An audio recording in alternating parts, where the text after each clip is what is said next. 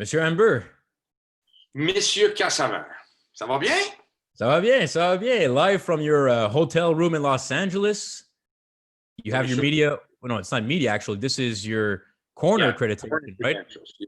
Corner credentials. Corner credentials. And for those who are maybe wondering for what fight right now in the middle of a pandemic, fights have been going on a bit here in the last few weeks, and you're in LA in your hotel room. We're recording this a few hours after the weigh-ins for Mike Tyson, Roy Jones in 2020.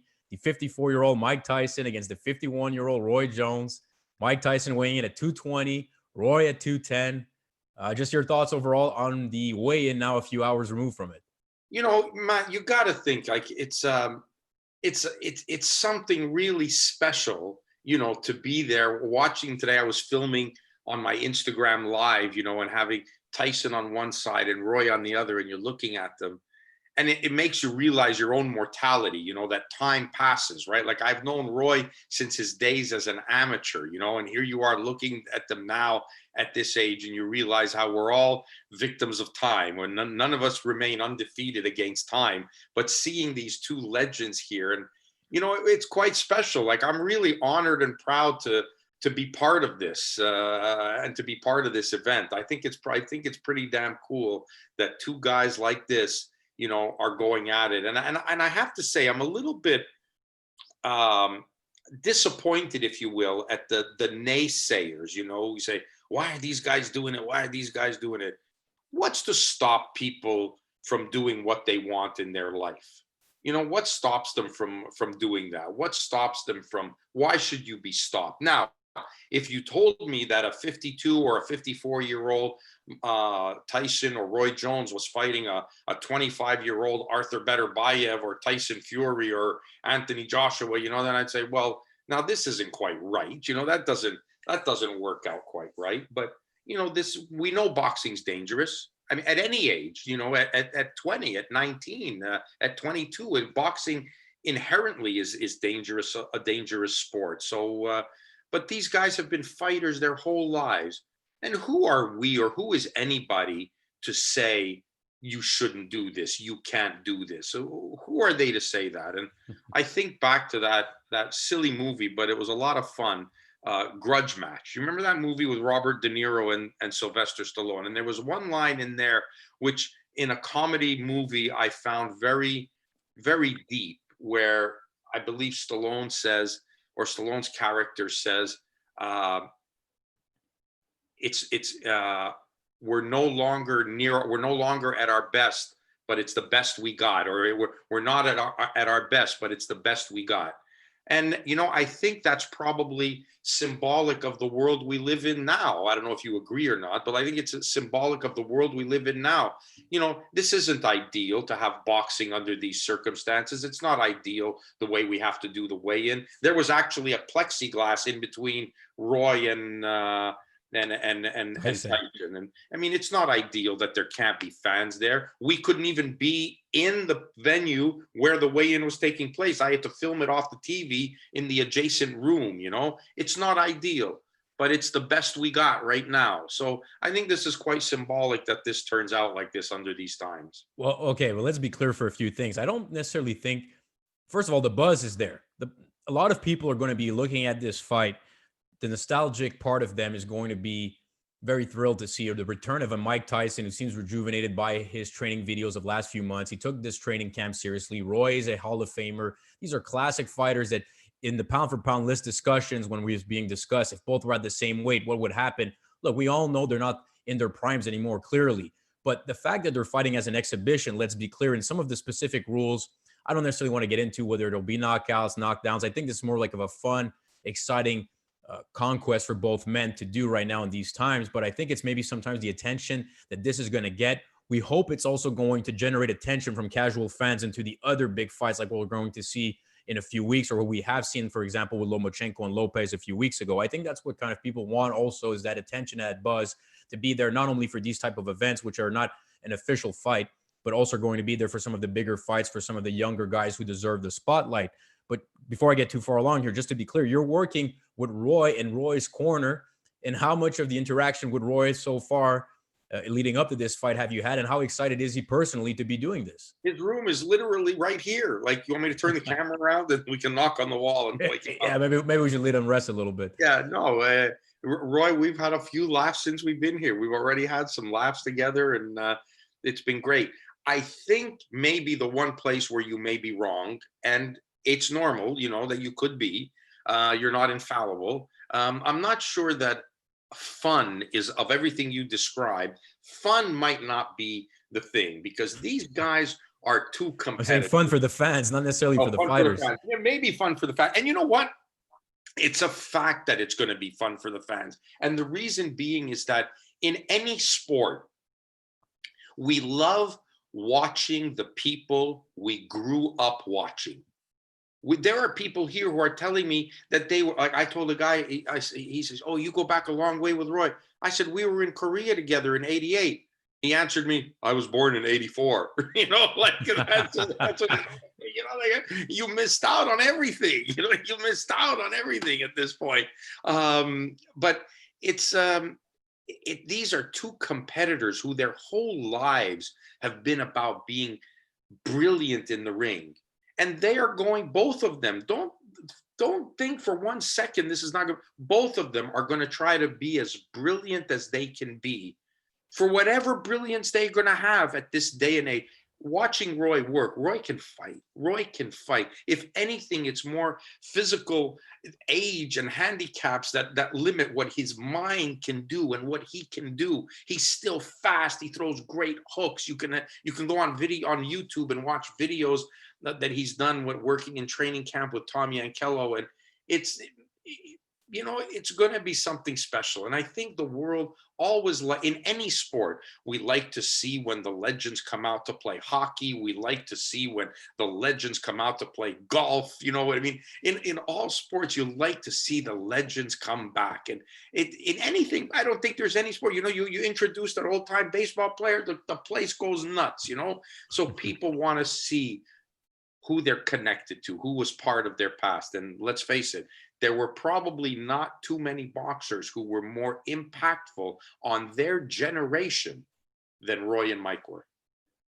100%. And I think there are many factors here to why this fight is generating as much excitement, despite the fact we know they're past their best and they're past their Hall of Fame days. But to bring you back to the point you were saying about Roy Jones in 1988, the connection you had in the Olympics. But people may not know this. You weren't in Roy's corner for a long time of his career. This has been happening in the recent years because you also faced off against Roy while you had Otis Grant as your fighter. Correct. And would you have thought all these years from now into 2020, you would be in the corner of Roy for the fight against Mike Tyson? Like, how this came about for the people who don't know the genesis of you and Roy teaming up together? Okay, well, like I said, I've known Roy since the amateur days, followed his career. I wish we could find the call of the fight that I did during my first ever Olympic Games in 1988 with Doug Saunders. And I got a job while I was in Korea working for CBC, which would lead to a job that I would hold from right up until the London Olympics. London was the last one I didn't do Brazil. Did the Olympics for CBC, and the finals, after doing the boxing for 2 weeks, started kind of getting in the groove and getting confident about myself being on air and whatnot. And I remember Roy's fight, and I remember witnessing the debacle that went on in robbing Roy of the Olympic gold medal. And it's still so clear in my mind that we had been noticing a pattern that was developing, wherein as the runner would get the judges' scorecards would be tabulated. They would be sent to an official's table where the official would then write out the actual score as it was to be read over the PA system. And a runner would take that paper over to where the announcer's table was for the announcement to be made. And so you're seeing this pattern develop. And I started to notice this runner, he had friends in the Korean media. So he would go like this, or like this. He'd nod his head one way or the other, indicating the red corner or the blue corner as to who was winning the fight. So the announcers already knew, oh yes, this red corner is going to win. And then he'd hand the decision to the official announcer, and he would make the call of the fight. So sure enough, Roy fights Park Si-hun. And I remember my call of the fight in that Roy batters him with right hands in the first round. Boom, boom, boom. He's hitting him, he's hitting him, he's hitting him. And to borrow the expression, he hit him with so many rights, he was begging for a left, you know, like he was boom, boom. Next round, Roy comes out and it's left hooks he's hitting him with. Big, big. And I remember saying to Doug Saunders, I said, Roy had him looking for the right hand in the first round, and now he's hitting him with left hooks in the second. And, you know, it was just a dominating performance. I mean, he just battered Park Si-hun from pillar to post for 3 rounds. And then they call the fighters to the center of the ring, and there's a delay. There's a delay and a delay, and we're waiting for the official announcement. And now a buzz is happening, and you could see Roy Jones's father standing up in the crowd with his hands on his hips, you know, waiting as if to say, this is wrong, because there should be no way that this should be taking this long. And then this little runner grabs the paper. And by this time, I'm standing on my chair in the broadcast booth. I'm standing on my chair. And I'm saying, this isn't right, Doug. They're going to rob Roy Jones. They're going to rob Roy Jones. And I see the runner grab that paper, and he looked at it. And when he looked at it, his eyes went bing and opened up, you know, and as he goes to the table, he's going like this. His head is having a seizure as he's pointing to the red corner, you know, like, or the blue corner, whichever it was, that the Korean fighter had won the fight. And I said, they're going to rob Roy Jones. And Doug Saunders says, there's no way they can take this from him. I said, I'm telling you, Doug, they're going to rob Roy Jones. And sure enough, they announced the decision. And that decision in boxing ended up changing amateur boxing as we knew it. It changed amateur boxing as we knew it. From that point on, the next Olympics, the computer scoring system came around and stuck around for another 25 years, which is another debacle. Walter Jennings wrote a book called Lord of the Rings, which exposed all the corruption in AIBA and amateur boxing. And that decision, you know, some 40 years ago, or what, 88, 98, 2008, 2018, 30 some odd years ago, changed the course of boxing, changed the course of boxing history and how boxing and amateur boxing was to be judged. So yeah, that was my first connection to Roy. And then, like you said, I had Otis Grant, who was at the time WBO middleweight champion. We moved up, we were offered the fight, and we took it, moved up and fought and challenged Roy for the light heavyweight title. That was in November of 1988. 98. 98. What did I say? 88, doesn't matter. Sorry, 98. 98. And then I guess the life changer was meeting Roy and living with him in training camp with Jean Pascal, for when we went to training camp with Jean Pascal. And it was at that point where Jean said to Roy, he said, Roy, you should let Russ wrap your hands. And so Roy said, okay. And I wrapped him, and he loved it. He tried the gloves on. And since then, he's trained in our gloves and fought in our gloves. And I've wrapped his hands, and we've become really, really close friends. And at first, you know, he was scared, like he was nervous, like, who was this guy, you know, and because he gets lots of people around him. But the fact that somebody like Roy Jones, you know, talks to me and argues with me about boxing and has me in his camp means a lot to me. And I think it's his way of saying that, you know, maybe I'm not that bad. I do some good work. What about your interaction with Roy in 1998, though? He must have been different, because he was really like at a peak really of his career towards those times, right? Was he different in terms of the way you approached him or the conversations you would have, or was there very few moments that you actually had a chance to talk to him prior or during or after after the Otis Grant fight? It was a very respectful press conference. There was not a lot of trash talking.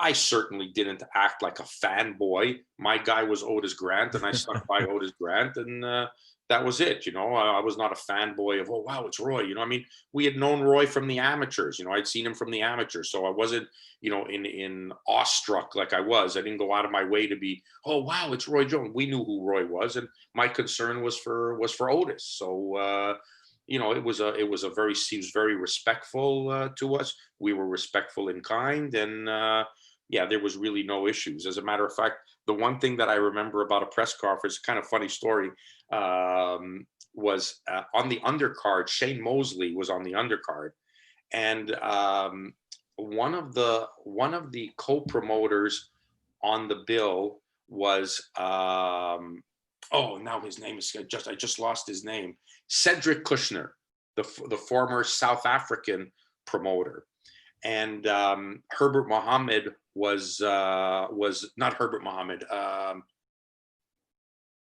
What's his name? Mohammed. Oh, that's bad that I forgot that. Was the promoter for Roy Jones at the time.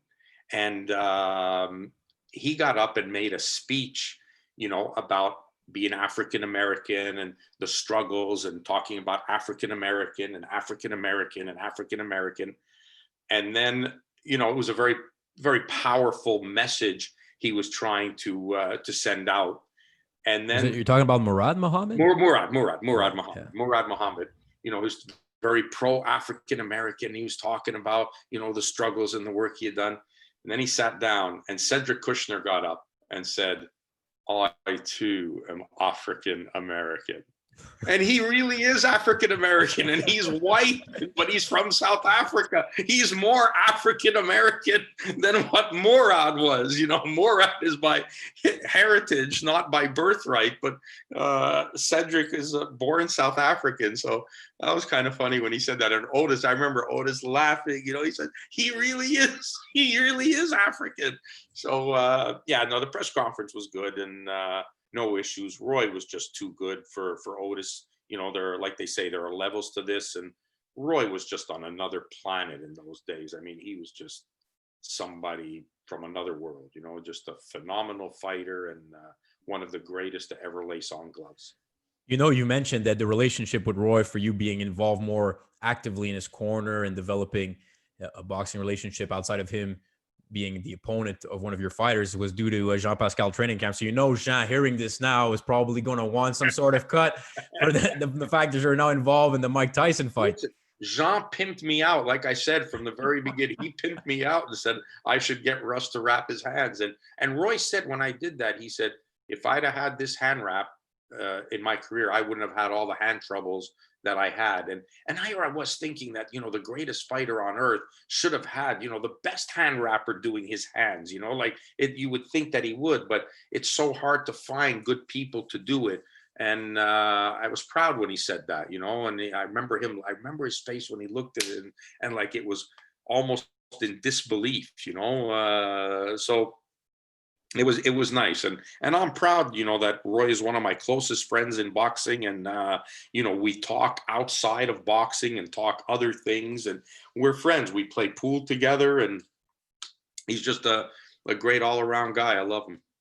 Do you recall the first fight you worked for him in the corner, and how many fights prior to this Tyson one have you been involved with for Roy? I'd have to go back and look at the record. I would, if I looked at the record, I'd be able to tell you. I remember we went to Latvia. I remember I was in Pensacola. I was in Russia for Enzo Macronelli, that was not a nice trip. So yeah, I was in Delaware for Bobby Gunn, then Pensacola. I'm not sure which was the last one. The last one was against Scott Sigmund in 2018. Pensacola. In what? 2018 was the last time Roy fought prior to this one here against Scott Sigmund in 2018. And that was in Pensacola, right? Yeah, I believe so. Yeah. Correct. Yeah. I was there for that. So that might have been the fight where he tore his bicep and still won the fight. So. And in terms of when you look at Roy in the last few fights, yeah, he wasn't, of course, he's already been maybe past the stage where people remember him being the best fighter pound for pound. Of course, he was still actively talented. Is there the fundamentals of the reflexes, maybe not so much the technique wise of I think maybe his technique, I don't know if you agree with this or not, had to improve towards the later stages of his career when his speed and ultimate defensive reflexes kind of slowed down a little bit. No, and is that something that you think he's conscious of for this fight against Mike, knowing that because the speed and he's fighting a naturally bigger guy, he's going to have to be technically sound, especially defensively? Actually, that's where I think me and him have had our arguments before, is that I've looked back on him as an amateur, and he was far more classical as an amateur, in terms of his hand positioning.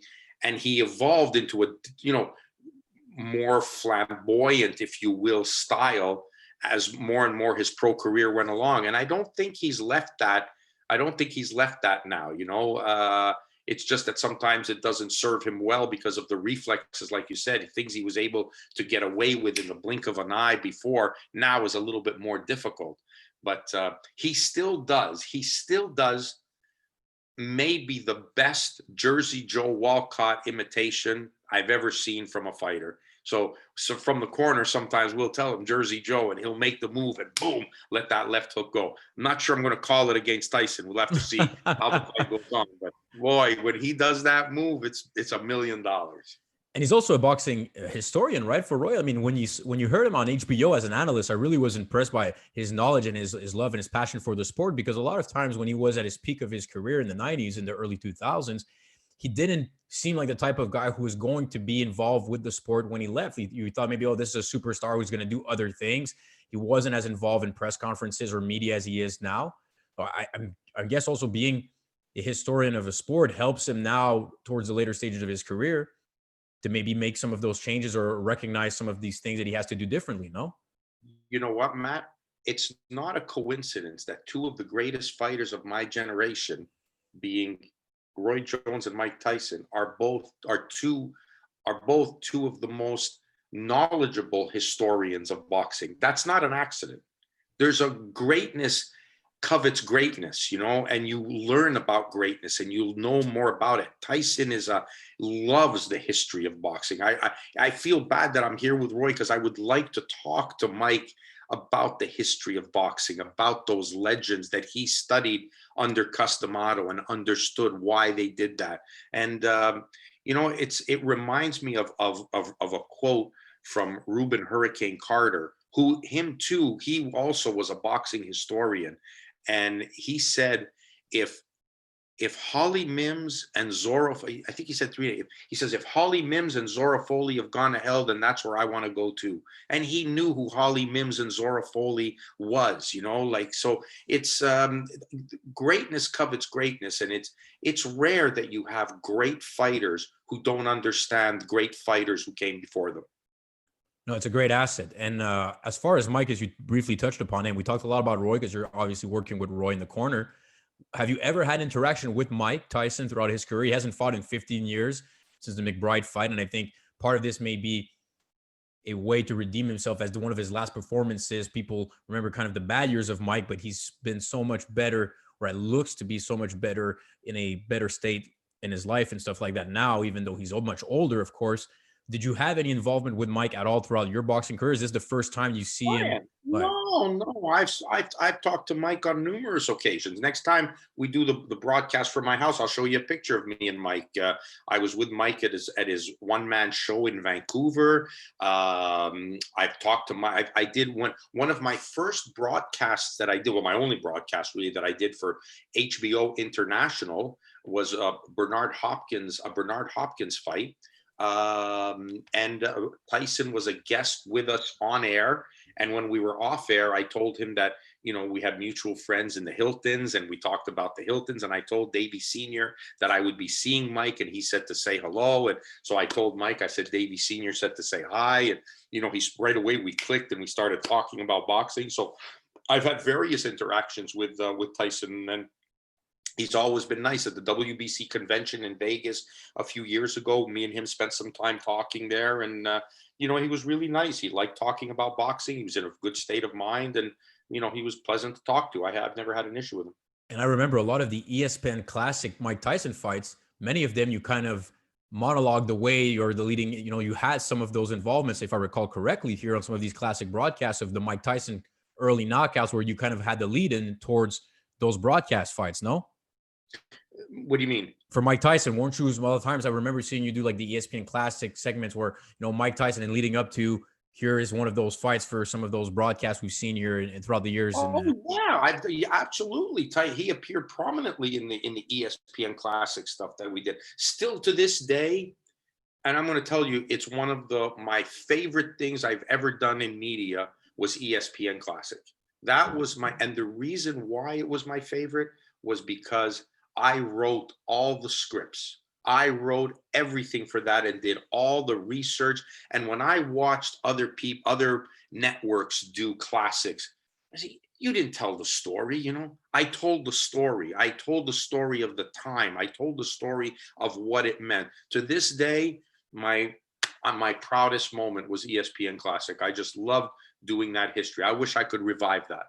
And the context of it, which I think is great, because as we evolve in time, and we talked briefly about how much Jersey Joe Walcott, some of the names, the classics, and Tyson and Roy embraced that. But a lot of this young generation, we're going to see it on the undercard. I don't want to go in that direction with some of these YouTube stars and stuff, but it's kind of a lost art a little bit, the context. And I'm reminded of a quote you've often told me, that you've taught me everything I know about boxing, but not everything you know about boxing. And that's because of the 40 years or so in the game, right?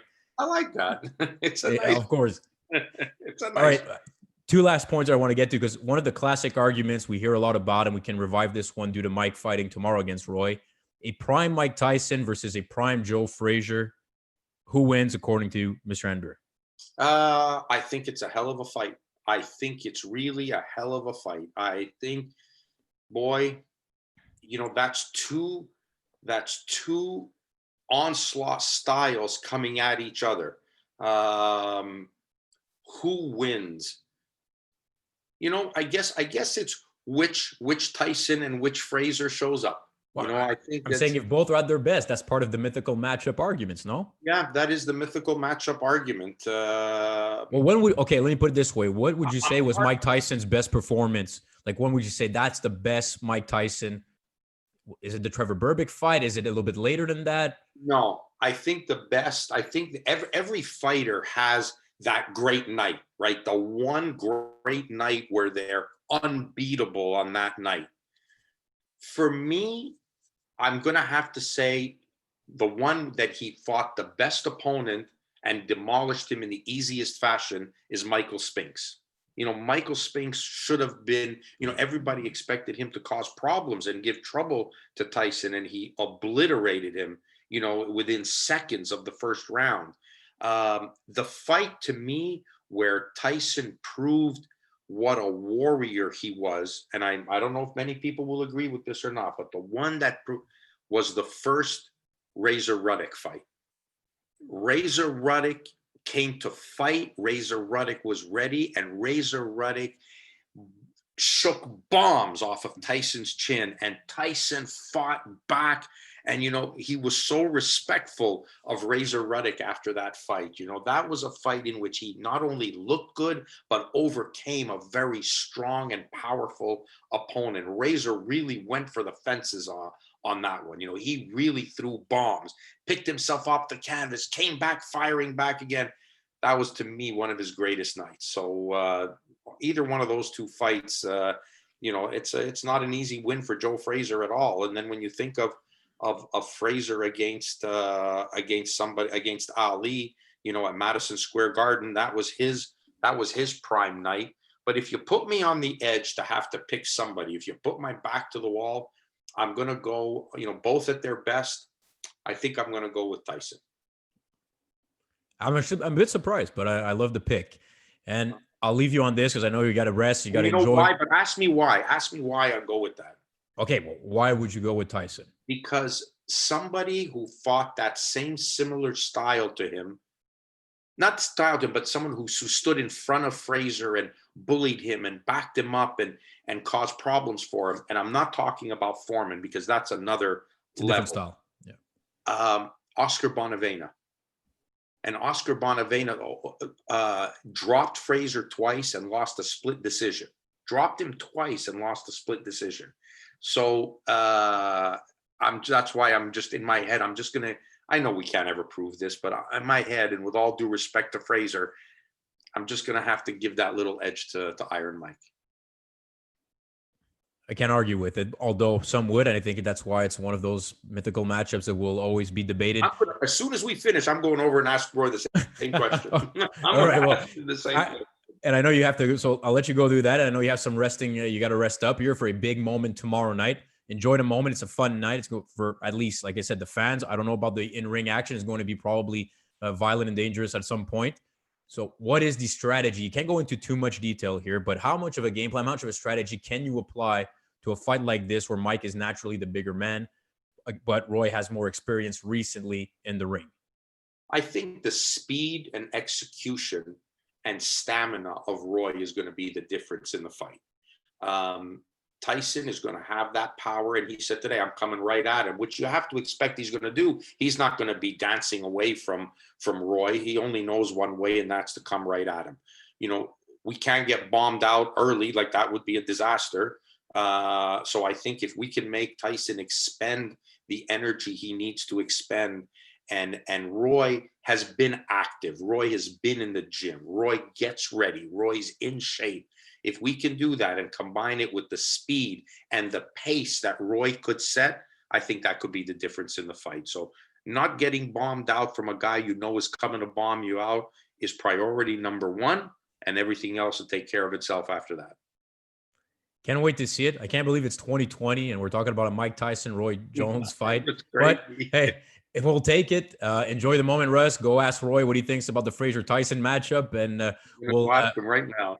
All right, perfect. So this was episode 4 edition here of Calling Russ Anber. We'll be able to call you back from isolation next week as we're working out again some of these technological kinks. But I think this was a fun historic breakdown of the two greatest who have ever done it in Roy and Mike.